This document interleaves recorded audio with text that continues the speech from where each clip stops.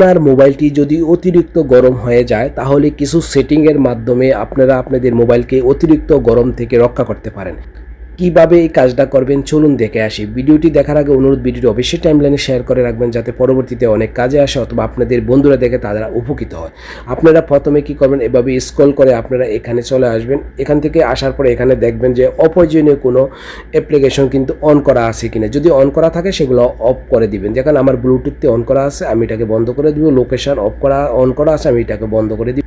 আরও অন্য কোনো অপশান যদি এরকম অন করা থাকে আপনারা সেটাকে কি করবেন, বন্ধ করে দিবেন। তারপরে এখান থেকে বাইরে হয়ে যাবেন। বাইরে হয়ে গিয়ে আপনারা খুঁজে নেবেন সেটিং অপশানটির উপর ট্যাপ করে দিবেন। সেটিং অপশানটির উপর ট্যাপ করে দেওয়ার পরে এখান থেকে খুঁজে নেবেন ব্যাটারি। আমি ব্যাটারির উপর ট্যাপ করে দিব। ব্যাটারির উপর ট্যাপ করে দেওয়ার পরে দেখেন প্রথমে পেয়ে যাবেন পাওয়ার সেভিং। এই পাওয়ার সেভিং অপশানটি যদি আপনাদের অন করা থাকে তাহলে অবশ্যই এটাকে অফ করে দিবেন।